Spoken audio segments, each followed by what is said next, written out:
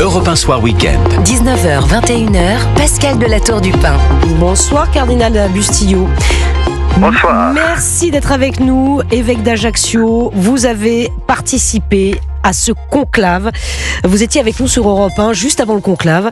Merci d'être encore avec nous ce soir dans Europe 1 Soir Week-end. Évidemment, on a beaucoup de questions à vous poser. Je peux vous dire, Éminence, que Véronique Jacquier et Nathan Dever, qui sont dans ce studio, avaient des milliards de questions à vous poser. C'est un petit mot. Oh mon Dieu, je me prépare alors. Vous vous préparez, Éminence, vous vous préparez. Non, plus sérieusement, on va commencer peut-être. D'abord, comment vous sentez-vous, vous, après ces 48 heures, après les premiers pas du pape Léon XIV, vous avez vécu un moment historique, vous avez vécu ce moment de l'intérieur. Comment vous sentez-vous, vous, Cardinal Bustillo? D'un point de vue humain et d'un point de vue spirituel, je peux dire que l'événement est unique dans mon histoire. Quel privilège et quelle responsabilité d'être à l'intérieur du conclave et de vivre dans la chapelle Sixtine, finalement un lieu où tant de papes sont nés. C'est un lieu où on a couché beaucoup de papes. Et dans un cadre spirituel, artistique absolument magnifique, être présent là-dedans pour voter et pour élire le nouveau pape, c'est un moment absolument extraordinaire. Donc, dans la mémoire d'un être humain et dans la mémoire d'un homme d'église, d'un cardinal, cela fait partie des événements uniques, parce qu'on le vit dans le secret, mais on le vit dans la confiance, et on sait qu'on a une responsabilité, celle de donner un nouveau pape à l'église catholique. Alors, on le vit avec passion, on le vit avec respect, on le vit dans la prière. Vous le savez, pour nous, les conclaves, ce n'est pas une salle n'importe laquelle. C'est un moment où on va vivre une liturgie, et dans cette liturgie, on va faire naître un nouveau pape.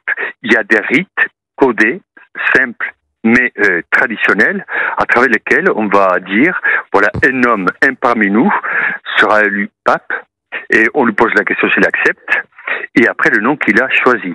Donc ce sont des moments quand même extrêmement importants de responsabilité pour l'Église catholique.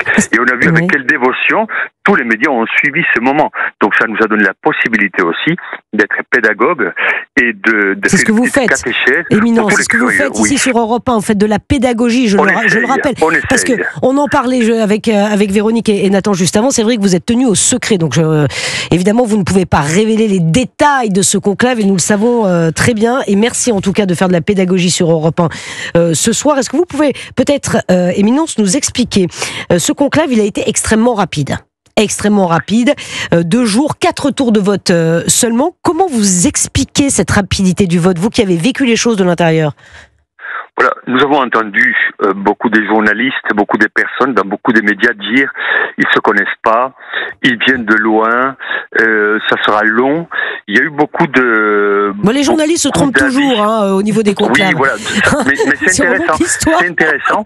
Oui. C'est très intéressant parce qu'après nous, on a donné l'exemple le fait de se dire pendant les congrégations, si on arrivait à faire naître le pape en moins de 24 heures, cela signifie que pendant les congrégations, on a bien travaillé, on s'est connus, on a vu les visions et on a vu les personnalités. Donc la dizaine de jours qu'on se retrouvait pour travailler, ont eu un effet positif et fécond pour l'Église. Donc moi je trouve que le fait d'arriver à une synthèse si vite, et en plus, il faut le dire, dans le casting des médias, il n'y a pas le cardinal Prévost, ou comme on dit ici, Prévost. Voilà, donc il n'y a pas lui. Et finalement, moi je me rappelle que pour l'élection du pape François, là non plus, qui s'attendait au cardinal Bergoglio? Personne. Non, les pronostics, vous avez raison, Éminence, les pronostics sont toujours mauvais. Est-ce que c'est vrai que les votes ont été extrêmement serrés? Ça, vous pouvez peut-être le dire, pour l'élection du pape Léon XIV. Non, parce que là, ça dévoile quand même, je pense qu'il ne faut pas le dire. Dans la presse. Ce que je peux dire. Non, oui, mais dans la presse, on a dit des choses qui ne sont pas très ajustées aussi. Mais il y a eu des erreurs qui ont été communiquées? Par exemple, vous pouvez dire les erreurs que vous avez repérées? moi, écoutez, ici en Italie, dans les journaux italiens, j'ai vu de tout, des choses qui n'ont aucun sens et absurdes en plus. Et d'un point de vue, je dirais strictement historique, pas du tout ajusté. Mais bon, après on laisse parler, après on ne dogmatise pas l'opinion des journalistes ou de quelqu'un. Bon, on laisse parler, il y a chacun sa liberté. Ce que je peux dire, c'est que les votes ont été très vite rapide, parce qu'on a visé la personne, comme je l'avais dit avec vous juste avant de rentrer au conclave. Nous, ce que nous devions viser, ce n'est pas une tactique ou une stratégie, ou de faire gagner l'un pour faire perdre l'autre, parce que souvent, ce que j'ai entendu, et c'est un peu triste, c'est des personnes qui disent, tiens, voilà, il y a un côté qui va gagner contre l'autre côté. Le pape, il est un principe d'unité. Donc, il ne gagne pas contre un côté, mais il gagne pour les deux côtés. On a des sensibilités différentes, des visions différentes, mais le pape est le pape de tous. Il doit agir pour tous et favoriser l'unité de tous. Et moi, je pense que le pape Léon, il est dans cette ligne. Et c'est pour ça qu'on l'a voté et qu'il est pape. C'est parce que je pense qu'il a la capacité. Voilà, il est né aux États-Unis, il connaît l'Amérique du Sud, il a travaillé à Rome, il a une vision large et approfondie, je dirais missionnaire. Donc c'est quelqu'un qui va pouvoir rassembler et faire l'unité. Et comme j'ai entendu à l'antenne tout à l'heure, réparer l'unité. Beaucoup de personnes ont parlé aussi d'un collège des cardinaux divisés. Et je puis dire qu'on n'est pas divisé. On est différents, mais pas divisés. Et comme j'ai pu le dire à beaucoup de médias, du moins que nous ne sommes pas une secte, Dieu merci. Du moins que nous ne sommes pas destinés ou programmés pour avoir une pensée unique, les différences sont légitimes et elles enrichissent aussi l'Église. Quand on prend Paul et Pierre, dans le Concile de Jérusalem, acte 15, ils sont capables de se disputer. Bien sûr, les échanges sont importants. Nathan Devers. Je trouve que c'est très intéressant de voir que, voilà, Éminence, Nathan Devers a une question. J'avais juste une question et demie à vous poser. Alors je sais qu'il y a évidemment la confidentialité du conclave. Je voulais juste demander s'il y avait une question qui s'était imposée pendant le conclave, un thème directeur. Et en corollaire, si je ne me trompe pas, Léon XIV est venu au déplacement à Ajaccio. Et je voulais savoir si vous pouviez nous dire quelques mots sur sa personnalité humaine. Voilà, d'un point de vue humain, vous l'avez très bien dit, je crois que j'ai entendu quelque chose. Voilà, c'est un homme qui est discret, et un homme qui est aussi très doux d'un point de vue humain et en même temps déterminé. Vous l'avez vu au balcon, voilà, c'est pas quelqu'un qui est très expressif, mais il y a ce côté doux, et en même temps, moi je le connais, c'est un homme qui travaille beaucoup, il est déterminé, il écoute beaucoup, et après une fois qu'il parle avec autorité. Il a le sens de l'autorité. Mais d'abord, il parle. Le pape Léon n'est pas un impulsif. Il est réfléchi. Je pense qu'il sera bon et bien pour l'Église. Voilà, d'écouter un homme qui sera à l'écoute de tous, mais après, celui qui fera la synthèse. Et il a la capacité d'être libre et de dire avec autorité ce qu'il pense.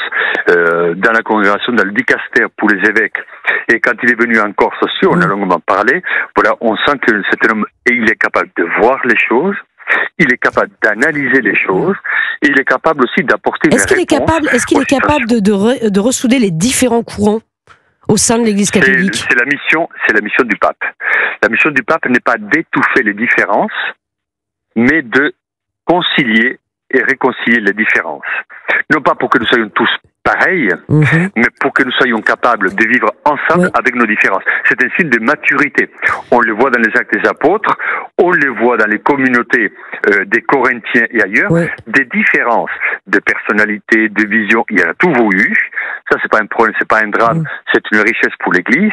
Mais l'autorité du pape est justement de ne pas glisser de la différence ou de la divergence à la division. Et le pape Léon a cette capacité d'écouter et de rassembler de par son intelligence. Quand même, n'oublions pas qu'il est théologien, il est juriste, il est pasteur, il connaît la mentalité occidentale, il connaît aussi la mentalité du Sud, donc il est capable d'apporter des réponses solides et aux défis de l'Église d'aujourd'hui. Éminence, en 30 secondes, est-ce que justement il a marqué des points lors des congrégations générales? Il a marqué des points déjà de par son parcours. il a marqué des points aussi de par la solidité, ce qu'il dit et ce qu'il pense. Voilà, quand le cardinal Prévost parle, on sent qu'il n'y a pas juste des approximations sur la vie et sur l'histoire. On sent qu'il y a de la densité et de la réflexion. Donc je pense que cette manière d'approcher la vie et les autres nous a donné de l'enthousiasme et en même temps nous a rassurés. Donc il est sur la bonne voie. Il est sur la bonne voie. Ses premiers pas, sa première homélie ce matin, qu'est-ce qui vous a le plus marqué, Éminence? Moi, je trouvais qu'elle était très christologique, très centrée sur le Christ. Et finalement, il a raison. En Occident, le Christ n'est pas connu. On connaît l'Église, on connaît les pages sombres de l'Église, mais on ne connaît pas le Christ, ce qu'il a dit, ce qu'il a fait, ce qu'il a été. Et je pense qu'il a eu raison de parler dans un monde quand même très marqué par l'avoir, le faire et le pouvoir, de parler de l'être et ce que le Christ et la spiritualité apportent à une humanité finalement un peu robotisée, mécanique, qui a perdu son âme. Et je pense qu'il a eu raison d'insister sur le Christ, parce que le Christ, elle est grand, il n'est pas connu. Si vous demandez à des jeunes de 20 ans ou 30 ans s'ils connaissent le Christ, ils connaissent pas grand-chose au Christ. Ils connaissent les curés et de loin, l'Église et les évêques, c'est plutôt exotique. Donc, les jeunes d'aujourd'hui, ils auront la possibilité, le pape l'a dit avec beaucoup d'autorité et de simplicité, de rencontrer le Christ, de découvrir le Christ. Et donc, le Christ, il chemin la vérité et la vie.